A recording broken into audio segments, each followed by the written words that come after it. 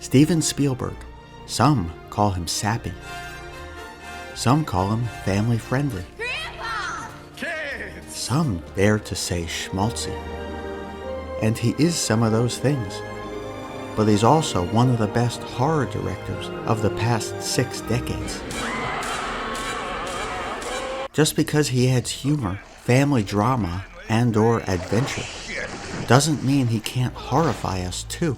His first hit, Jaws, taught us that. If anything, it's more horrifying because it's more unexpected. Like most of his movies, the horror comes in a deceptive multi-genre wrapping, and his MO of naturalism and authenticity lends even greater weight to the horror.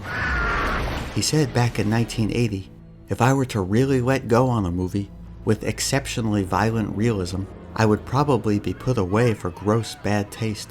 Have we ever seen that? Schindler's List? Saving Private Ryan, maybe?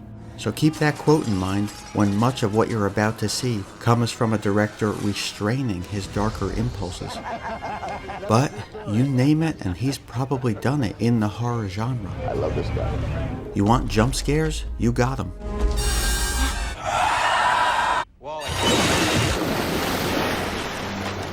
Often using more immersive, diegetic sounds.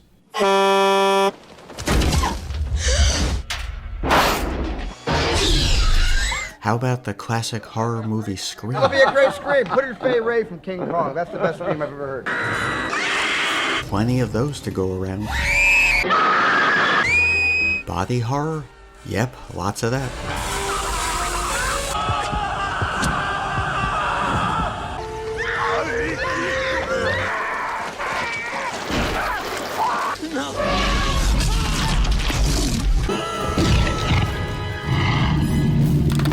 I can't believe this is all PG-13 or lower, but don't hold it against me. Blame the MPAA. How about tension and terror? There's so much to enjoy, including some of the greatest suspense scenes ever put to film. Maybe it's the power trying to come back on. Because of his broadly appealing movies and willingness to push the boundaries of the PG rating, he in essence created PG-13. I suspect many people's first brush with cinematic horror came via Spielberg. I know mine did. His PG-13 or milder films are peppered with almost standalone mini horror movies. I enjoy a little one-act play right in the middle of a movie. Cleverly snuck inside them. Hindi! Like Marion in a crypt full of mummies. A T-Rex stalking through San Diego. People getting vaporized. People dropping down the food chain. People acting like zombies. Black market surgery. And otherworldly kidnapping. Robot torture porn. And gross out cuisine. He's also tried his hand at nearly every subgenre of horror. From supernatural to psychological, creature feature, to dystopian future. Stay still, baby. Open your eyes. With helpings of creepy crawlies for good measure. It's all there. He's not afraid to kill children either. Something the supposedly colder Stanley Kubrick considered doing to Danny in The Shining, but ultimately decided against. He even thought Jaws wasn't scary enough late in its production, and used his own money and friend's swimming pool to film maybe the best scare in the movie. There's also horror films he's produced without directing, most notably Poltergeist, which he also wrote, featuring a how is this not R-rated face-tearing scene with Spielberg's own hands doing the tearing that gives any scene in 1986's R-rated The Fly a run for its money. Oh, there it is. And he pays direct homage to classic horror movies via sight and sound.